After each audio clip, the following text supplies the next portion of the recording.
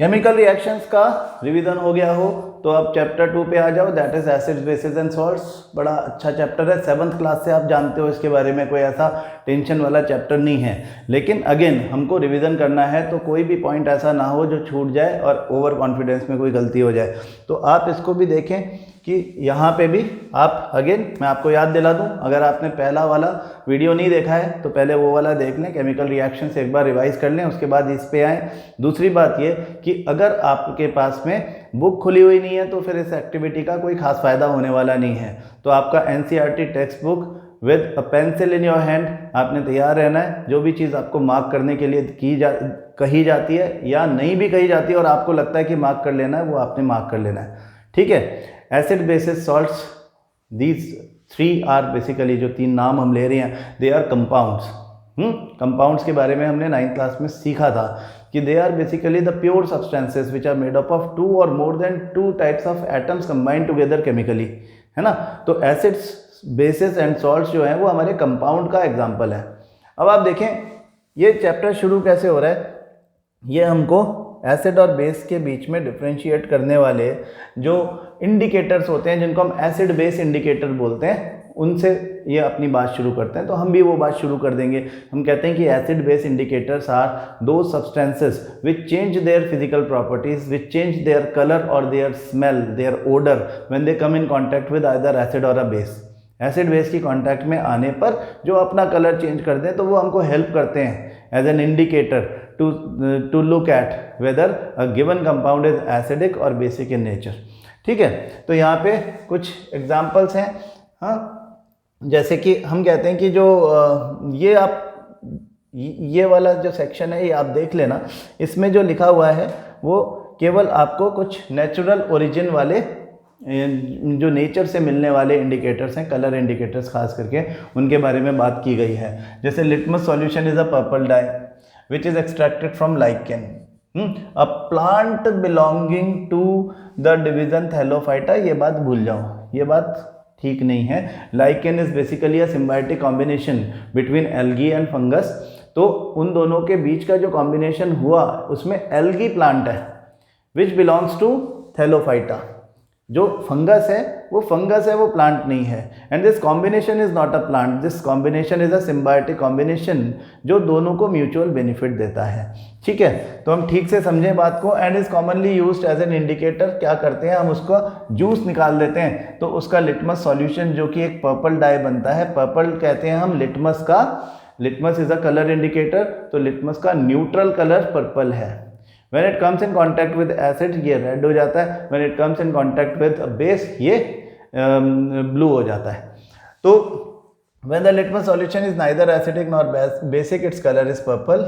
There are many other natural materials like red cabbage leaves, इनके नाम बस दिमाग में बिठा लो, turmeric, colored petals of some flowers such as hydrangea, petunia and geranium, which indicate the presence of acid or base in a solution. These are called acid base indicators or sometimes simply indicators. ये colour indicator हैं, हाँ, जो कि natural origin के हैं। जो natural origin के नहीं हैं वो भी हम उनके बारे में भी थोड़ी सी बात कर सकते हैं। जैसे कि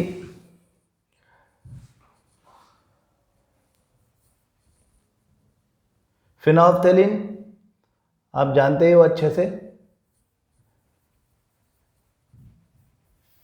फिनोल्फ्थेलिन जो कि कलरलेस होता है, it is colourless. And methyl orange जो कि उसके नाम से लिखा हुआ है, दिख रहा है, ऑरेंज होता है। फिनोल्फ्थेलिन कलरलेस होता है and does not get affected by acids.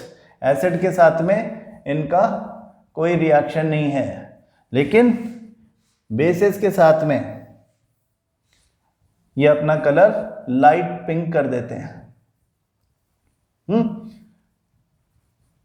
Pink colour या लाइट पिंक कलर इनका हो जाता है। ऐसे मिथाइल ऑरेंज जो है वो एसिड्स के साथ में रेड कलर का हो जाता है और बेसिस के साथ में येलो कलर का हो जाता है। इंपॉर्टेंट पॉइंट्स हैं तो दिमाग में रहने चाहिए। उसके अलावा olfactory indicators are also there. Olfactory indicators मतलब स्मेल वाले इंडिकेटर्स, 3 नाम हमने सीखे हैं, वनीला एक्सट्रैक्ट, अनियन एक्सट्रैक्ट और क्लोव ऑयल जो लॉन्ग होता है हमारा क्लोव। तो ये तीनों ऑल फैक्ट्री या स्मेल वाले indicators which change their smell when they come in contact with either acid और अ बेस। तो ऑल फैक्ट्री इंडिकेटर्स जो हैं उसमें एसिड के साथ में किसी की भी रिएक्शन नहीं होती है, लेकिन ये तीनों ही बेसिस के साथ में अपना स्मेल लूज कर देते हैं। अब यहाँ पे देखें, हम आ गए नेक्स्ट पेज पर जिसमें दिखाया जा रहा है understanding the chemical properties of acids and basis. देखो, केमिकल प्रॉपर्टीज ऑफ एसिड्स की जब बात होगी तो हम एसिड्स की रिएक्शन देखेंगे मेटल के साथ कैसे होती है। एसिड मेटल के साथ में कैसे रिएक्शन करते हैं और कौन सा एसिड है जो मेटल्स के साथ में रिएक्शन ही नहीं कर पाएगा। फिर एसिड्स की रिएक्शन मेटल कार्बोनेट या मेटल बाइकार्बोनेट्स के साथ होती है तो क्या होता है। तीसरा, न्यूट्रलाइजेशन रिएक्शन, एसिड और बेस आपस में रिएक्शन करते हैं तो क्या होता है। और फिर यही एसिड के साथ में कोई बेसिक ऑक्साइड, मेटल ऑक्साइड, हम कह रहे थे ना मेटल ऑक्साइड जो है वो तो बेसिक इन नेचर होता है, तो वो भी एसिड के साथ में न्यूट्रलाइजेशन रिएक्शन करेगा। केवल ये 4 रिएक्शंस दिमाग में बिठानी है एसिड के हिसाब से। बेसिस तो और भी कम रिएक्शन करते हैं, वो भी हम साथ के साथ देखते चलेंगे। हम क्योंकि एनसीईआरटी फॉलो कर रहे हैं इसलिए इनकी सीक्वेंस से चलेंगे, तो आप देखते जाओ कि ये तो इंडिकेटर्स वाली बात हो गई है। How do acids and basis react with metals. तो मेटल्स के साथ में रिएक्शन होगी तो metals when react with dilute HCl और dilute H2SO4 salt and water बनेंगे। जैसे कि यहाँ पे रिएक्शन दिखाया जा रहा है जिंक और HCl के साथ में सल्फ्यूरिक एसिड और जिंक की रिएक्शन हो गई है। हाँ, sulphuric acid is H2SO4, zinc के साथ में ग्रैन्युलेटेड फॉर्म में जिंक इसमें डाला गया तो रिएक्शन होती है और हाइड्रोजन गैस निकलती है। हाइड्रोजन गैस को हमने with the help of a delivery tube एक सोप सॉल्यूशन से पास किया तो बबल्स हवा में उड़ने लगते हैं। इन बबल्स के पास हम बर्निंग कैंडल लेकर के जाएंगे तो hydrogen burns with a pop sound. तो हाइड्रोजन को टेस्ट करने का तरीका है, metals react with acids to give out hydrogen gas. जब भी रिएक्शन होगी एसिड्स के, जिन एसिड्स के साथ में रिएक्शन होती है, यहाँ पे एक्सेप्शन कौन था, यहाँ पे एक्सेप्शन है यहाँ पे हमारा एक्सेप्शन है नाइट्रिक एसिड HNO3। HNO3 का रिएक्शन जब होगा इसके साथ में तो basically HNO3 is a strong oxidizing agent.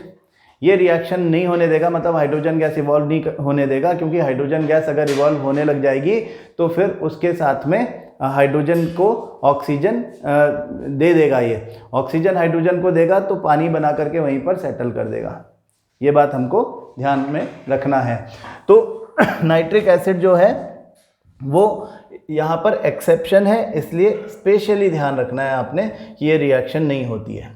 यदि मेटल के साथ में बेस की रिएक्शन देखें तो normally basis do not react with metals, but यहाँ पर एक रिएक्शन हमारे पास आता है that is very very important from your examination point of view. इसको अगर आपने अभी तक हाईलाइट नहीं किया है तो आप कर लें। क्या? सोडियम हाइड्रोक्साइड और जिंक का रिएक्शन। याद रखें this is a slow reaction, इसमें आपको इसे हीट देना पड़ेगी और सोडियम जिंकेट Na2ZNO2 बनता है विच इज़ अ सॉल्ट, साथ में हाइड्रोजन गैस इवॉल्व होती है। यानी कि एक बेस उस तरह से रिएक्शन कर रहा है जिस तरह से कोई एसिड करता है मेटल के साथ में। हाँ, तो ये एक इम्पॉर्टेंट बात है, ये रिएक्शन याद रखें। इसके अलावा कोई दूसरा रिएक्शन है ही नहीं बेसिस का मेटल के साथ या किसी और के साथ में रिएक्शन करने वाला। मतलब कि इसके अलावा तो हम फिर कैल्शियम हाइड्रोक्साइड और कार्बन डाइऑक्साइड का ही रिएक्शन देखते हैं। बेस के केवल 2 ही रिएक्शन हैं, मेटल एसिड्स के केवल 4 रिएक्शंस हैं। इतने कम रिएक्शंस हैं, आप देख लो जो भी एग्जाम में आना है एसिड बेसिस से वो यहीं से आना है। कितना आसान है हमारे लिए रिवाइज करना। तो पहली बात तो हो गई कि how do acids react with metals, they react with metal to give salt and hydrogen gas. ये बात आप याद रखेंगे, है ना। अब दूसरी बात देखें कि how the acids react with metal carbonates and metal bicarbonates.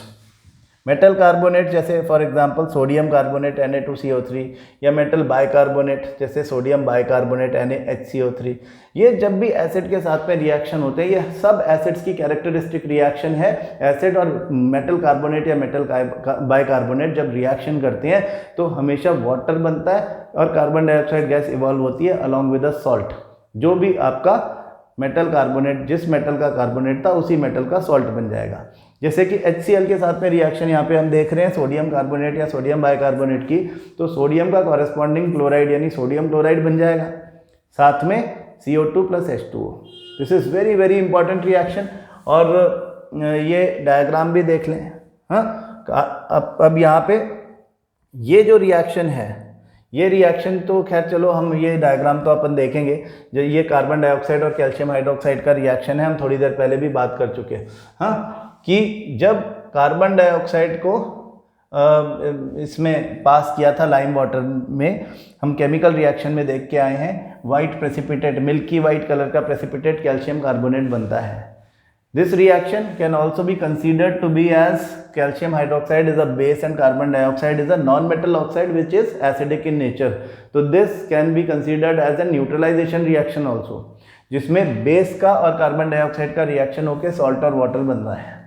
ठीक है, तो ये रिएक्शन वही है जो हमने जब हम एसिड बेसिस में कॉम्बिनेशन रिएक्शन पढ़ रहे थे, हमने कहा था क्विकलाइम और वाटर का रिएक्शन किया, कैल्शियम हाइड्रोक्साइड बना। कैल्शियम हाइड्रोक्साइड में अब कार्बन डाइऑक्साइड पास करो तो कैल्शियम कार्बोनेट बनता है, वो मिल्की वाइट हो जाता है। और एक्सेसिव कार्बन डाइऑक्साइड पास करेंगे तो मिल्की वाइट कलर डिसअपियर हो जाता है, क्योंकि कैल्शियम बाइकार्बोनेट बनता है।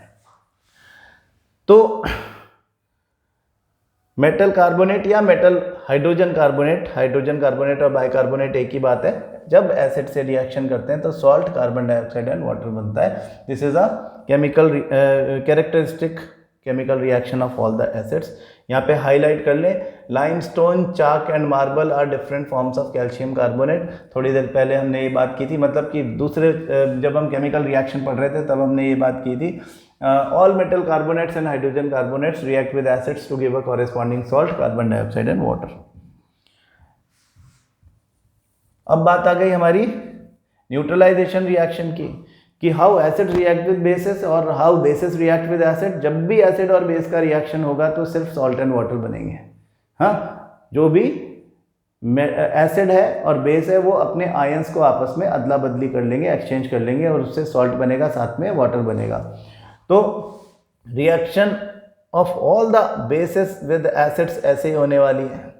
हाँ, सॉल्ट एंड वाटर बना है। सोडियम हाइड्रोक्साइड और HCl का एग्जांपल दिख रहा है, जिसमें sodium chloride is a salt and water as a product, by product साथ में बन जा रहा है। Base plus acid gives salt and water is neutralisation. Neutralisation can also be considered as a double displacement reaction. Metallic oxide का acid के साथ में रिएक्शन भी आप देखें यही रिजल्ट देता है। क्यों? क्योंकि हमने ये कहा था कि मेटल ऑक्साइड्स, जब हम मेटल नॉन मेटल पढ़ रहे थे तब भी, जब हम एसिड केमिकल रिएक्शन पढ़ रहे थे तब भी, क्या कि metal oxides are basic in nature, वो हमेशा बेसिक बिहेवियर करेंगे। तो जो मेटल ऑक्साइड्स होते हैं वो एसिड के साथ में भी न्यूट्रलाइजेशन रिएक्शन देते हैं, और एसिड और उनका रिएक्शन, मेटल ऑक्साइड का एसिड के साथ में रिएक्शन वैसा ही है जैसा एसिड और बेस का रिएक्शन है। तो सॉल्ट एंड वाटर बनेगा। कोई सा भी एग्जांपल आप देख लें, calcium oxide, magnesium oxide type का, और आप उसकी रिएक्शन करा लें। जैसे मैं आपको एक एग्जांपल लिख देता हूँ कि कैल्शियम ऑक्साइड है CaO, वो एक मेटल ऑक्साइड है, उसका अगर आप HCl के साथ, हाइड्रोक्लोरिक एसिड के साथ में रिएक्शन करेंगे तो कैल्शियम क्लोराइड और वाटर बनेगा। That means salt and water. This is a neutralisation reaction. Reaction of a non metallic oxide with base. Non metallic oxide का बेस के साथ में एक ही रिएक्शन हमने देखा है अभी, carbon dioxide with CaOH whole twice. हाँ, तो उससे सॉल्ट एंड वाटर बनता है, वो भी न्यूट्रलाइजेशन टाइप का ही रिएक्शन है। तो नॉन मेटल ऑक्साइड्स, ये देख करके हमारी कंक्लूजन क्या है कि we can conclude that non metallic oxides are acidic in nature. लेकिन ये बात ध्यान रखना कि all the non metallic oxides are not acidic in nature, some of them can be neutral also. Example दे रहा हूँ कि carbon dioxide, sulphur dioxide, nitrogen dioxide are the non metal oxide which are acidic in nature, but H2O, water, carbon monoxide, these are the non-metal oxides which are neutral in nature। तो ये बात भी ध्यान रहे, हम ये ना सोचें कि सारे के सारे जो नॉन मेटेलिक ऑक्साइड्स हैं वो एसिडिक ही होते हैं। What do all acids and all bases have in common? यानी जब एसिड और बेस उनको हम एक्वा सॉल्यूशन में डालते हैं तो हम क्या देखते हैं कि all the acids have one thing in common, they all release H+ ions in their aqua solutions. जब हम उनको पानी में डालते हैं तो वो H+ आयंस रिलीज करते हैं और उनका H+ आयन वाटर के मॉलिक्यूल के साथ में कंबाइन होकर के H3O+ आयन, जिसको हम हाइड्रोनियम आयन बोलते हैं, बना लेता है। तो all the acids have one thing in common, that they get ionised in water. और किस तरह से आयनाइज हो जाता है कि वो, जैसे यहाँ पे HCl+ H2O दिखाया है तो H3O और Cl- आयंस बने हैं। क्यों? क्योंकि जो HCl था वो H+ आयन और Cl- आयन में डिवाइड हो गया है। ये H+ आयंस यहाँ पर वाटर के साथ में कंबाइन होकर के हाइड्रोनियम आयन बना रहे हैं। तो एक एक्सपेरिमेंट हम अभी थोड़ी देर पहले ऊपर छोड़ के आए यहाँ पे, this is very very important. ये दोनों डायग्राम्स आप अच्छे से याद कर लें। क्या हो रहा है कि हमने एक सल्फ्यूरिक एसिड और सोडियम क्लोराइड को आपस में मिला दिया है डिलीवरी ट्यूब से। हम यहाँ पे बाहर निकाल रहे हैं कुछ गैस। क्या हो रहा है यहाँ पे ये देख लें कि sodium chloride NaCl is reacting with sulfuric acid, which is a strong acid, H2SO4. As a result we are getting sodium sulfate Na2SO4 as a salt, वो तो यहीं रह जाएगा। और ऊपर बाहर निकल के कौन जा रहा है? HCl यानी हाइड्रोजन क्लोराइड गैस। यहाँ पे एक इस तरह का गार्ड ट्यूब लगाया जाता है, इसको कह रहे हैं हम गार्ड ट्यूब, जिसके अंदर एक ड्राइंग एजेंट रखा हुआ है कैल्शियम क्लोराइड CaCl2, जो कि इस बाहर निकलती हुई गैस को, अगर उसमें कोई मॉइस्चर है तो उसके मॉइस्चर को एब्जॉर्ब कर देता है। तो अगर वो उसके मॉइस्चर को एब्जॉर्ब कर लेगा तो इसका मतलब ड्राई HCl जाकर के ब्लू लिटमस पेपर पर टकराएगी। और हम चेक करेंगे कि ड्राई ब्लू लिटमस पेपर जब हम लेके जाएंगे तो we see that this HCl gas does not change the colour of blue litmus paper. Why? Because it does not have ions. ये अभी कंबाइंड फॉर्म में HCl आया है, वो आयन तब रिलीज करेगा जब वो वाटर के साथ होगा। तो जैसे ही हम इस ब्लू लिटमस पेपर को पानी में डुबा करके वापस से HCl गैस को एक्सपोज करते हैं, उसका कलर चेंज हो जाता है। यानी मॉइस्ट लिटमस पेपर का कलर तो ये गैस चेंज कर दे रही है, HCl gas which is acidic in nature, लेकिन ड्राई लिटमस पेपर का कलर नहीं चेंज कर रही। इसका क्या मतलब हो गया? इसका मतलब ये हो गया कि जो ड्राई HCl है, हाँ, वो H+ आयन रिलीज नहीं कर रहा है। मॉइस्ट लिटमस पेपर की कांटेक्ट में, वाटर की कांटेक्ट में आ गया तो H+ आयन रिलीज हो जाएगा। इससे हम दो बातें कंक्लूड करते हैं। एक तो ये कि all the acids show their acidic properties only in presence of water, number 1। Number 2, H+ ion और hydronium ion is responsible for all the properties of an acid. जो भी एसिडिक प्रॉपर्टीज ये शो करते हैं वो सब के सब H+ आयंस की वजह से ही होती हैं। ठीक है, तो एसिड और बेस जो हैं वो आयंस रिलीज करते हैं। एसिड्स जो आयन रिलीज करते हैं वो H+ आयन है, बेसिस जो आयन रिलीज करते हैं वो OH- आयन है, जिनको हम हाइड्रोक्सिल आयन भी बोलते हैं और हाइड्रोक्साइड आयन भी बोलते हैं, एक ही बात है। KOH, MgOH, ये सब एक ही टाइप का आयन रिलीज कर रहे हैं, OH, हाँ, ये OH- आयन हाइड्रोक्साइड या हाइड्रोक्सिल आयन कहलाता है। यहाँ पे एक बात ध्यान रखें कि bases which are soluble in water are called alkalis. हाँ, एल्कलीज क्या है? They are the bases which are soluble in water. तो एसिड और बेसिस के बारे में हमको यहाँ पे केमिकल रिएक्शंस सारी पता चल गई। जल्दी जल्दी एक बार मैं आपको याद दिला दूं, हमने क्या क्या रिएक्शंस देखी। हमने देखा कि एसिड रिएक्ट करता है मेटल के साथ में, सॉल्ट बनाता है और साथ में हाइड्रोजन गैस इवॉल्व होती है। यहाँ पे एक एक्सेप्शन रखा है नाइट्रिक एसिड की, it does not react with metals the way they are. लेकिन एक बात और ध्यान रखें कि nitric acid reaction normal circumstances में तो नहीं करता। नाइट्रिक एसिड मेटल्स के साथ में रिएक्शन नहीं करता है जिस नॉर्मल सर्कमस्टेंसेस में, लेकिन एबनॉर्मल सर्कमस्टेंसेस में एक एक्सेप्शन यहाँ भी निकलता है कि जब आप इसमें एक्सेसिव वाटर डालोगे, मतलब हाईली डाइल्यूटेड नाइट्रिक एसिड होगा, तो उस कंडीशन में वो मैग्नीशियम और मैग्नीज दो मेटल्स के साथ में हाइड्रोजन गैस इवॉल्व कर सकता है। ठीक है, तो ये आपका याद रखने वाली बातें हैं। पहला रिएक्शन हमारा मेटल्स के साथ में, दूसरा मेटल कार्बोनेट्स बाइकार्बोनेट्स के साथ में, जिसमें 3 चीज़ें बनी, एक मेटल सॉल्ट बना, एक कार्बन डाइऑक्साइड गैस बनी, साथ में वाटर बना। तीसरी चीज़ जो एसिड्स की रिएक्शन तीसरी हम कह रहे हैं वो बेसिस के साथ है। वो बेसिस के साथ में रिएक्शन क्या है? न्यूट्रलाइजेशन रिएक्शन है, जिसमें सॉल्ट एंड वाटर बनता है। हाँ, और चौथा रिएक्शन हमने एसिड्स का बोला, एसिड्स का रिएक्शन मेटल ऑक्साइड्स के साथ में, because metal oxides are basic in nature always, so there is always a neutralisation reaction between the two which will give salt and water. सिर्फ ये 4 रिएक्शन एसिड्स की हैं। बेसिस की सिर्फ 2 रिएक्शन है। पहली रिएक्शन हमने देखी बेसिस की, जिसमें जिंक मेटल का रिएक्शन सोडियम हाइड्रोक्साइड के साथ में हो रहा है। सारे मेटल सारे बेसिस ये रिएक्शन देते भी नहीं है। Sodium hydroxide which is a very strong base, zinc metal के साथ में सिर्फ ये रिएक्शन करता है, और sodium zincate Na2ZNO2 plus hydrogen gas, ये 2 चीज़ें बनती हैं। दूसरा रिएक्शन बेसिस का, कैल्शियम हाइड्रोक्साइड बेस का कार्बन डाइऑक्साइड के साथ में रिएक्शन, मतलब reaction of a base with a non metal oxide which is acidic in nature. क्योंकि वो non metal oxide carbon dioxide acidic in nature है, उसके साथ में बेस का रिएक्शन न्यूट्रलाइजेशन रिएक्शन ही होगा और उसमें सॉल्ट एंड वाटर बनेगा। इतनी सी बात आपको याद रखनी है। तो आगे चलते हैं। सिर्फ 6 रिएक्शंस एसिड बेसिस में हैं। जब हम स्ट्रेंथ की बात करते हैं एसिड या बेस की, तो ये बात आ जाती है पीएच की। What is pH? पीएच जो है वो antilog of hydrogen ion concentration है। इसका मतलब क्या हुआ? In easy words we can say that कि जो हाइड्रोजन आयन कंसंट्रेशन है वो जब ज़्यादा है तो पीएच कम है, वो जब कम है तो पीएच ज़्यादा है। अगर पीएच ज़्यादा है तो OH माइनस आयंस ज़्यादा हैं, अगर पीएच कम है तो H प्लस आयन ज़्यादा है। और जैसा कि हम ऑलरेडी बात कर चुके, H प्लस आयंस की वजह से एसिडिक प्रॉपर्टीज़ होती हैं, उसी तरह से OH माइनस की वजह से बेसिक प्रॉपर्टीज़ होती हैं।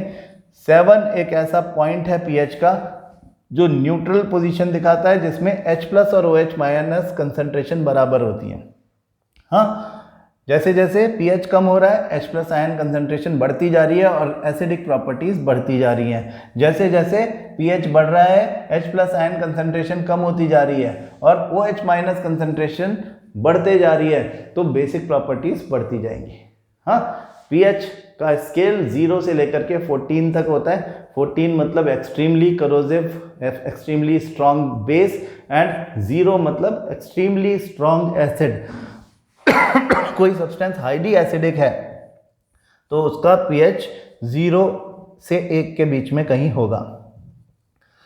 तो pH लेवल्स की बात हमको यहाँ पे ये ज़रूर याद कर लें आप, जो आपकी बुक में दिया हुआ है कि गैस्ट्रिक जूस का pH 1.2 है, लेमन जूस 2.2 है, प्योर वाटर 7 है, प्योर वाटर मतलब distilled water, blood is 7.4, milk of magnesia 10, sodium carbonate sodium bicarbonate भी 10 वाली कैटेगरी में ही आते हैं। सोडियम हाइड्रोक्साइड सॉल्यूशन का pH अबाउट 14 है ना। ये pH हम याद रखें और इनकी importance in day to day life, importance of pH in everyday life, जहाँ से बहुत क्वेश्चन पूछे जाते हैं। Are plants and animals pH sensitive?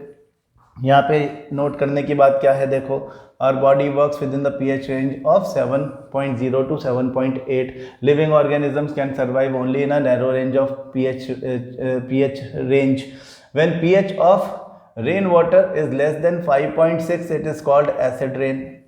हाँ, the acid rain flows into the river, it lowers the pH of the river water. ये सब आपको असर्शन रीजनिंग में इस तरह के आपने बहुत सारे स्टेटमेंट्स देखे होंगे। इन दिनों आप जब प्रैक्टिस कर रहे हो तो आपने देखा होगा कि असर्शन रीजनिंग में यही चीज़ें एनसीईआरटी से एज इट इज़ उठा करके डाल दी जाती हैं। नई बात उसको लगती है जो बुक नहीं पढ़ता।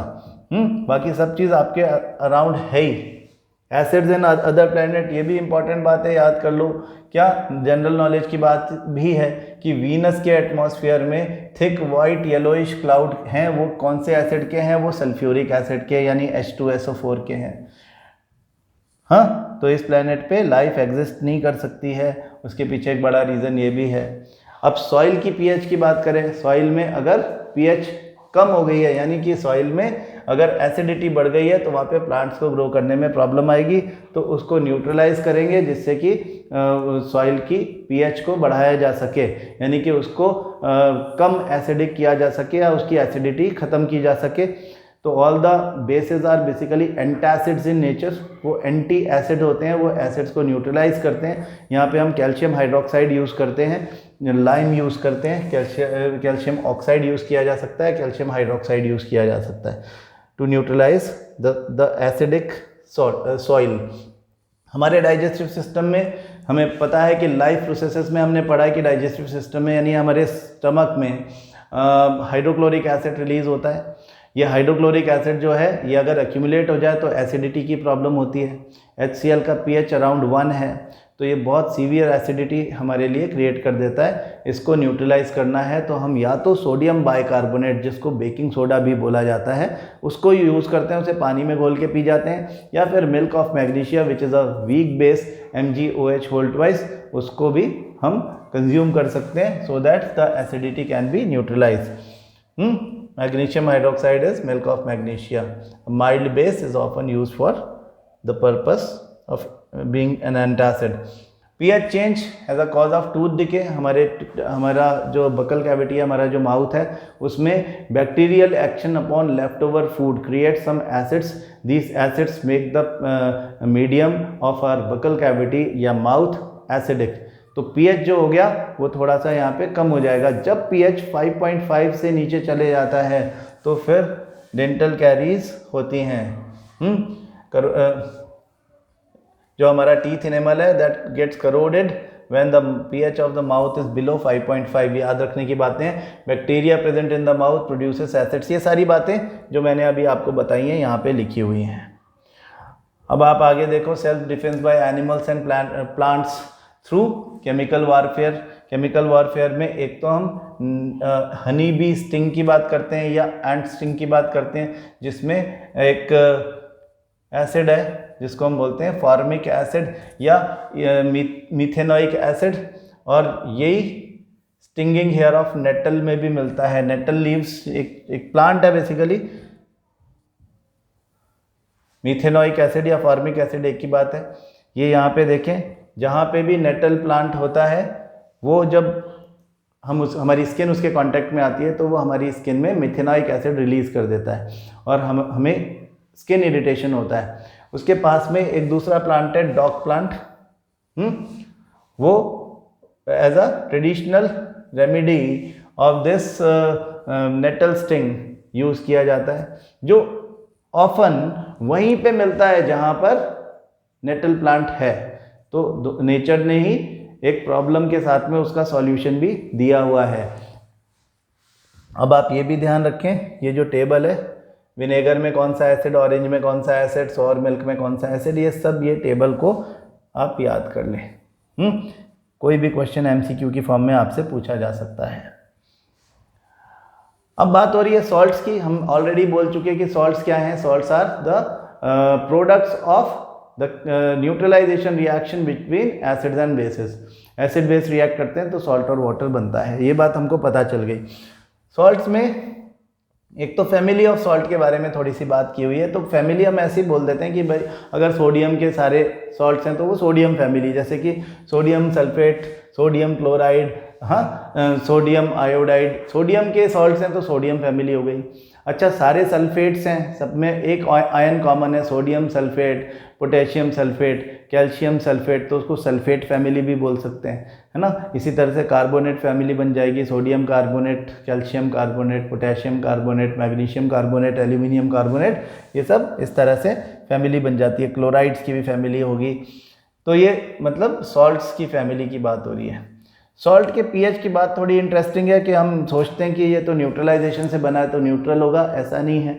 एसिड और बेसिस दोनों की रिलेटिव स्ट्रेंथ पर डिपेंड करता है कि किस तरह का सॉल्ट बनने वाला है. जैसे अगर एक स्ट्रॉन्ग एसिड एक वीक बेस के साथ में रिएक्शन करता है, फॉर एग्जांपल हाइड्रोक्लोरिक एसिड ने एक वीक बेस MgOH वोल्टवाइज के साथ में रिएक्शन किया, मैग्नीशियम हाइड्रोक्साइड में के साथ रिएक्शन किया, तो वाटर के साथ में जो सॉल्ट बनेगा वो मैग्नीशियम क्लोराइड है। तो ये मैग्नीशियम क्लोराइड न्यूट्रल नहीं होगा, ये एसिडिक इन नेचर होगा, क्योंकि एक स्ट्रॉन्ग एसिड HCl और एक वीक बेस मैग्नीशियम हाइड्रोक्साइड के रिएक्शन से बना है। हाँ, ऑन द कॉन्ट्रारी अगर आप देखें सोडियम कार्बोनेट Na2CO3, तो वो कार्बोनिक एसिड H2CO3 और एक जो कि एक वीक बेस है, वीक एसिड है, और एक strong base sodium hydroxide NaOH के न्यूट्रलाइजेशन रिएक्शन से बना है। तो इस तरह के रिएक्शन से बनने वाले जो सॉल्ट्स होते हैं वो बेसिक इन नेचर होते हैं, जो स्ट्रॉन्ग बेस और वीक एसिड के रिएक्शन से बनते हैं। फिर न्यूट्रल सॉल्ट नहीं होते क्या? न्यूट्रल सॉल्ट भी होते हैं। न्यूट्रल सॉल्ट दो कंडीशन में होते हैं, एक तो relative strength of the acid base दोनों की बराबर हो, यानी दोनों स्ट्रॉन्ग हो या दोनों वीक हो। जैसे NaCl is a product of reaction between HCl और NaOH। Sodium hydroxide is a strong base, HCl is a strong acid, दोनों की रिएक्शन हुई, सोडियम क्लोराइड बना, दैट इज न्यूट्रल। या फिर एक वीक बेस है और वीक ही एसिड है, for example magnesium hydroxide is a weak base, उसकी रिएक्शन हो रही है CH3COOH एसिटिक एसिड से, हाँ, इथेनोइक एसिड से, तो इसको हम बोलते हैं, इसके सॉल्ट को हम बोलते हैं मैग्नीशियम एसीटेट या मैग्नीशियम इथेनोएट। ये मैग्नीशियम एसीटेट जो होता है ये एक न्यूट्रल सॉल्ट होगा, क्योंकि इसे बनाने वाला बेस और एसिड दोनों वीक है। तो वीक या स्ट्रॉन्ग बेस और एसिड के न्यूट्रलाइजेशन से जो सॉल्ट्स बनते हैं वो सॉल्ट्स हमेशा न्यूट्रल सॉल्ट्स होते हैं। फिर केमिकल फ्रॉम कॉमन सॉल्ट, हमारी केमिकल रिएक्शंस यहाँ से आएंगी। ये वाला जो पैराग्राफ है इसमें कुछ चीज़ें देख लें कि सबसे पहले तो सी water contains many salts dissolved in it. Sodium chloride is separated from these salts. Deposits of solid salt are also found in several parts of the world. These large crystals are often brown due to impurities. हाँ, sodium chloride के crystal जो rock salt की form में मिलता है, it is called rock salt, that is brown in colour due to impurity. यहाँ से question बन जाता है, beds of rock salt were formed when seas of bygone ages dried up. Rock salt is mined like coal. तो यहाँ पे महात्मा गांधी का दांडी मार्च दिखाया हुआ है। Now see common salt as a raw material for many chemicals, sodium hydroxide. अब यहाँ पे ये जो रिएक्शन दिया हुआ है आपको ये अच्छे तरह से अब याद हो जाना चाहिए। इनफैक्ट ये पूरा डायग्राम जिसमें कि हम क्या बात कर रहे हैं कि this is a chlor alkali process, इसमें क्लोरीन बनता है, एल्कली सोडियम हाइड्रोक्साइड बनता है, इसलिए इसका नाम क्लोर एल्कली प्रोसेस कर दिया गया है। What is the reaction about? Reaction is electrolysis of brine. What is brine? Brine is a concentrated solution of sodium chloride and water. तो sodium chloride NaCl plus H2O which is known as brine is electrolyzed, and at cathode we get hydrogen, at anode we get chlorine, and near cathode we get sodium hydroxide which is also known as caustic soda. अच्छे से पढ़ के जाओ, अगले 48 घंटे तक ये बात दिमाग से निकलनी नहीं चाहिए कि हाइड्रोजन क्या काम आता है। Fuels, margarine, ammonia for fertilisers, chlorine, water treatment, swimming pools, PVC, मतलब स्विमिंग पूल्स में भी वाटर ट्रीटमेंट डिसइंफेक्टेंट की तरह से काम में आता है। PVC, polyvinyl chloride, disinfectants, CFCs, pesticides, chlorine के यूजेस। फिर हाइड्रोजन और क्लोरीन को मिला करके हाइड्रोक्लोरिक एसिड बन गया, उसका use cleaning steel, ammonium chloride, medicines, cosmetics, कोई भी बात आ जाएगी आपको लगेगा आउट ऑफ सिलेबस है। क्लोरीन और सोडियम हाइड्रोक्साइड का खुद का degreasing of metals, soaps and detergents, paper making, artificial fibres, ठीक है, इन दोनों की रिएक्शन हुई, ब्लीच बन गया, ब्लीचिंग पाउडर, अभी ब्लीच बन गया, नॉट ब्लीचिंग पाउडर नीचे पड़ेंगे। तो हाउस होल्ड ब्लीचेस जो बनते हैं वो सोडियम हाइड्रोक्साइड और क्लोरीन का कॉम्बिनेशन होते हैं। ये हाउस होल्ड ब्लीच जो है वो ब्लीचिंग पाउडर नहीं है, ये बात भी ध्यान रखें, ठीक है। तो ये फैब्रिक को ब्लीच करने के लिए काम में आ रहा है। ब्लीचिंग पाउडर तो एक डिसइंफेक्टेंट है ही। Calcium hydroxide dry slaked lime और क्लोरीन की रिएक्शन से बना है। कैल्शियम ऑक्सीक्लोराइड इसको हम बोलते हैं, कैल्शियम ऑक्सीक्लोराइड, या हम इसको कैल्शियम हाइपोक्लोराइड भी बोलते हैं, साथ में वाटर बनता है। So you have already come to know that chlorine is produced during the electrolysis of aqueous sodium chloride, that is brine. This chlorine gas is used for the manufacture of bleaching powder. Bleaching powder is produced by the action of chlorine on dry slaked lime. Bleaching powder is represented as CaOCl2, though the actual composition is quite complex. उससे हमको कोई लेना देना नहीं है फिलहाल. Bleaching powder के uses देखें, for bleaching cotton and linen in the textile industry, for bleaching wood pulp in paper factories and for bleaching washed clothes in laundry. Bleaching होता क्या है? ब्लीचिंग मतलब कलर उड़ाना. तो अगर किसी फैब्रिक पर कोई धब्बा पड़ गया है, कोई स्टेन है, साफ़ नहीं हो रहा किसी भी तरीके से, तो हम ब्लीच यूज़ करके उसको साफ़ कर लेते हैं. As an oxidising agent in many chemical industries and for disinfecting drinking water to make it free of germs. जैसे कि स्विमिंग पूल हो गया तो उसे फ्री ऑफ जर्म, या फिर जैसे ड्रिंकिंग वाटर के लिए आपका वाटर सप्लायर टैंक हो गया, उसमें क्लोरीनेशन टैंक जो होते हैं उसमें ब्लीचिंग पाउडर की टैबलेट्स ही डलती हैं. तो पहला रिएक्शन तो क्लोर एल्कली होता है. दूसरा very important, baking soda. Baking soda बनाना मतलब सोडियम बाइकार्बोनेट या सोडियम हाइड्रोजन कार्बोनेट बनाना. फिर से ब्राइन पिक्चर में आएगा. NaCl प्लस H2O, ये ब्राइन है, और इस ब्राइन के साथ में रिएक्शन हो रही है दो गैसेस की, कार्बन डाइऑक्साइड और अमोनिया की. ये दोनों गैसेस जब इस पे से पास करते हैं while heating, we get ammonium chloride, जो कि एक सबलाइन सब्सटेंस है. ये तो चला जाएगा, सब्लिमेशन हो जाएगा, और बचेगा सोडियम हाइड्रोजन कार्बोनेट या sodium bicarbonate, which is also known as baking soda. अब ये जो बेकिंग सोडा है, इस बेकिंग सोडा को हीट करेंगे तो सोडियम कार्बोनेट, जिसको हम सोडा ऐश भी बोलते हैं, बनता है. साथ में वाटर बनता है, कार्बन डाइऑक्साइड बनती है. ये soda ash bitter in taste होता है. That is why baking soda is not used directly in the baking process. Baking process में जब हमको यूज़ करना है तो हम सोडियम बाइकार्बोनेट में एक एडिबल एसिड यूज़ कर देते हैं, लाइक टार्ट्रिक एसिड यूज़ कर लेते हैं. हाँ, इसके बारे में भी हमको नीचे बताया गया है. इसमें जब हम कोई एडिबल एसिड यूज़ करते हैं तो वो H+ आयन देता है, और फिर यहाँ पर जो कार्बन डाइऑक्साइड बनती है वो तो बनी जाती है. Sodium salt of acid, corresponding sodium salt of the edible acid used बनता है, which is sweet in taste, which does not spoil the taste of the food. अगर आप केक बना रहे हो, क्यों चाहिए आपको बेकिंग सोडा? क्योंकि बेकिंग सोडा के डिकम्पोजिशन में कार्बन डाइऑक्साइड गैस निकलती है, और जो आपके केक्स को, आपके बंस को, आपके जो भी बेकरी प्रोडक्ट्स हैं उनको फ्लफ़ी बना देती है, सॉफ्ट स्पॉन्जी बना देती है. तो उसे स्पॉन्जी बनाने के चक्कर में अगर सोडा ऐश बन गया तो वो तो आपके केक को बिटर यानी कड़वा बना देगा. ऐसा तो नहीं होना चाहिए. तो ये ना हो, इसके लिए हम उसमें एक एडिबल एसिड ऐड कर दे रहे हैं. एडिबल मतलब जिसे खाया जा सके, कंज्यूम किया जा सके. इस एडिबल एसिड को यूज़ करके हमने जो कॉम्बिनेशन, जो मिक्सचर बनाया है, that mixture is known as baking powder. Sodium bicarbonate was baking soda. Sodium bicarbonate plus tartric acid is baking powder. So we use baking powder, not baking soda in baking process.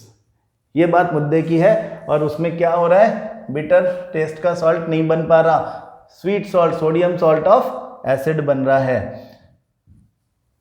उसके अलावा क्या use है? Sodium hydrogen carbonate का is also use as an ingredient in antacid. हम उसको antacid की तरह consume करते हैं. It is also use in soda acid fire extinguisher.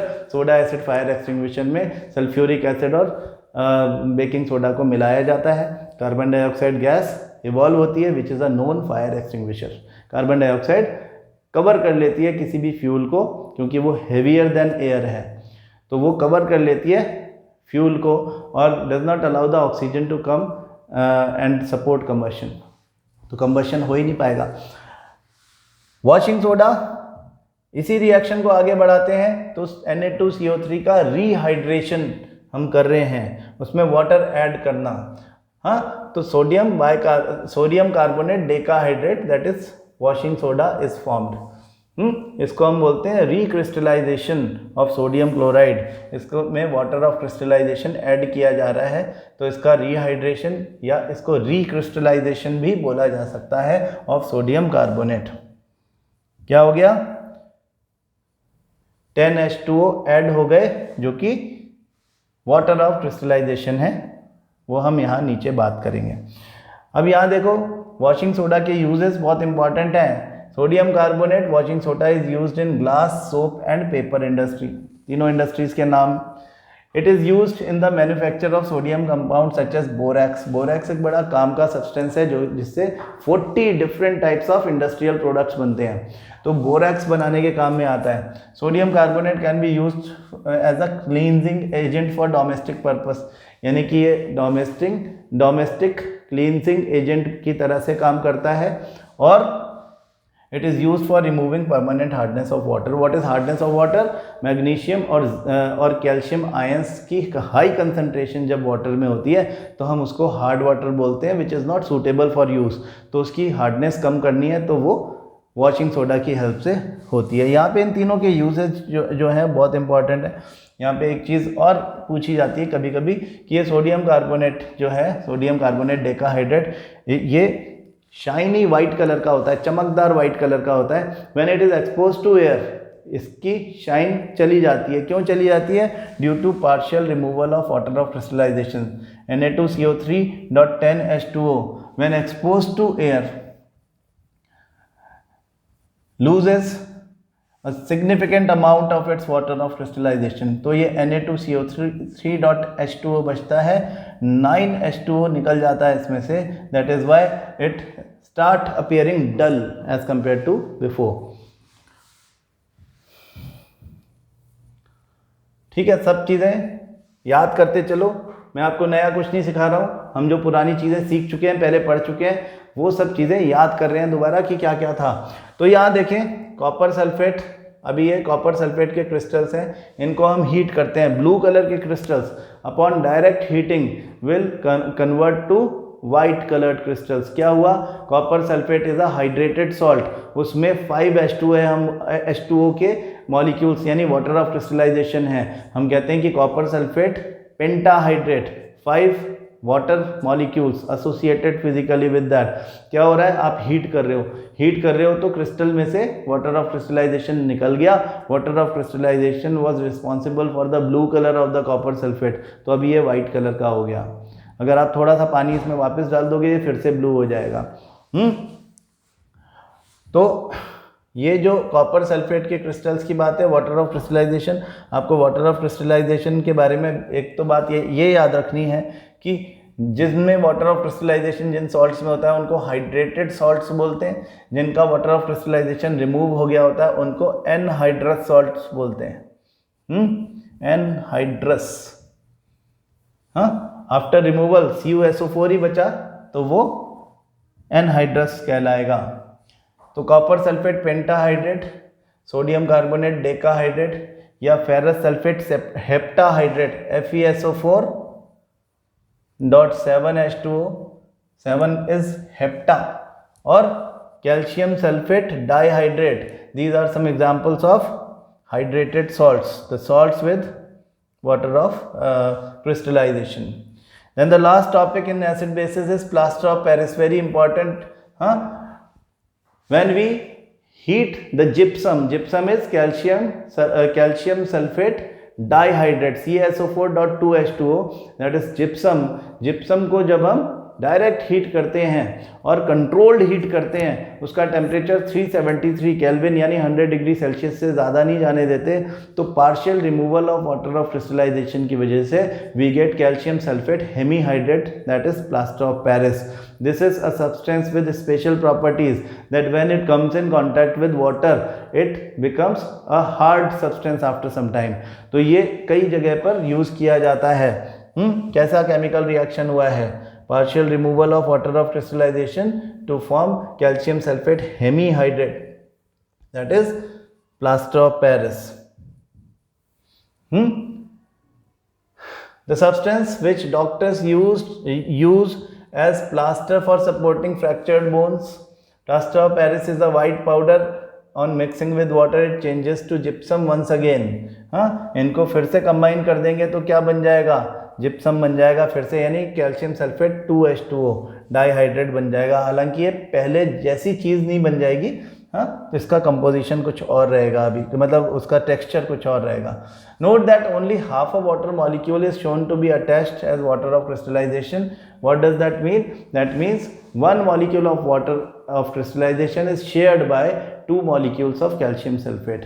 यहाँ पे 2 बातें, और एक तो इनके यूसेज जो हैं वो हम थोड़ा सा ध्यान में दे लें कि ये जो है कहाँ काम में आता है। Apart from plastering fractured bone, plaster of Paris is use for making toys, materials for decoration, for making surfaces smooth. हाँ, आप देखते हो कि बहुत सुंदर सुंदर स्टैचू बनते हैं। हाँ, आप देखते हो कि गणपति बप्पा मोरिया होता है, वो जो गणेशा स्टैचू, वो भी प्लास्टर ऑफ पेरिस के, या हम जो देवी की मूर्ति बनाते हैं वो भी प्लास्टर ऑफ पेरिस से, बहुत सुंदर मूर्तियाँ उसको कलर करके बनाई जाती हैं। हाँ, उसके अलावा ये सरफेसेस को स्मूथ करने के काम में आते हैं। जो बिल्डिंग जब बनती है तो उस पर सीमेंट लगाने के बाद में पेंट करने से पहले इसे प्लास्टर ऑफ पेरिस से स्मूथ किया जाता है, सो दैट पेंट अच्छे से किया जा सके। हाँ, इसके अलावा ब्यूटिफिकेशन के लिए भी काम में आता है। आपने देखा होगा कि बिल्डिंग्स में फॉल्स सीलिंग होती है, वो प्लास्टर ऑफ पेरिस से बनती है। कॉर्निशेस जो होते हैं, कॉर्नर में जो वॉल और सीलिंग की कॉर्नर में जो डिज़ाइंस बनते हैं वो भी प्लास्टर ऑफ पेरिस से बनते हैं। उसके अलावा स्टैचूज़ के या टॉयज़ के मोल्ड्स बनाने के लिए काम में आता है। एक और इम्पॉर्टेंट बात बैक ऑफ द माइंड रखें कि प्लास्टर ऑफ पेरिस के स्मॉल पाउचेस बनाए जाते हैं, क्योंकि प्लास्टर ऑफ पेरिस स्टोर नहीं किया जा सकता सीमेंट की तरह से। क्यों? ये हवा से भी मॉइस्चर ले लेगा और हार्ड हो जाएगा। तो इसलिए हो सकता है कि आपको कम ज़रूरत हो, ज़्यादा क्वांटिटी में आपको ज़रूरत होगी तो आप एक बड़ा बैग ले लेंगे, लेकिन अगर सिर्फ बड़े बैग ही मिलेंगे तो वो हर किसी के यूज़ का नहीं है। आपको थोड़ा सा यूज़ करना है तो आप थोड़ा सा भी खरीद पाएँ, इसके लिए हमें प्लास्टर ऑफ पेरिस के छोटे पाउचेस दिए जाते हैं। उसके अलावा प्लास्टर ऑफ पेरिस जो है वो एक ऐसा सब्सटेंस है जो कि मॉइस्चर पकड़ता है बहुत जल्दी, इसलिए इसको हमेशा एयर टाइट पैकेजिंग में ही पैक किया जाता है। तो ये हमारा second chapter from NCERT, that is acid basis salt, complete होता है। इसमें हमने सारी बातें कवर कर ली हैं जो भी आपकी बुक में लिखी हुई हैं। हाँ, यहाँ पे छोटी छोटी कुछ एक बातें जो हैं वो अपने बैक ऑफ द माइंड रख लें। एक तो न्यूट्रलाइजेशन रिएक्शन इम्पॉर्टेंट है। एक डाइल्यूशन की प्रोसेस जो थी, जो कि हमने यहाँ पे अभी जिक्र नहीं की, वो मैं आपको और एक बार आपके दिमाग में डाल दूँ कि डाइल्यूशन का मतलब addition of water to acid. तो वाटर एसिड में नहीं डाला जाता है, एसिड वाटर में डाला जाता है drop by drop while continuous stirring. ऐसा क्यों? क्योंकि water has the capacity to absorb heat. Acid और वाटर का कंटैक्ट हमेशा एक्सोथर्मिक प्रोसेस होता है, क्योंकि एसिड्स का आयनाइजेशन होता है तो बहुत सारी हीट निकलती है। And as a result of that, अगर आप वाटर को एसिड में डालोगे तो एसिड का कैपेसिटी नहीं है एनर्जी इसको हीट को एब्जॉर्ब करने की, तो एसिड जो है वो स्प्लैश हो सकता है और आपको चोट लग सकती है।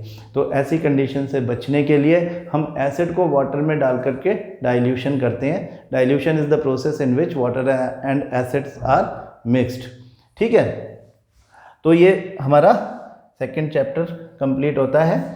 पहला चैप्टर आपने केमिकल रिएक्शन का लिंक देख लिया होगा, नहीं देखा तो आप देख लो, और ये आपका सेकंड चैप्टर कंप्लीट होता है। अब नेक्स्ट लिंक में हम मेटल्स एंड नॉन मेटल्स के बारे में बात करेंगे। Thank you.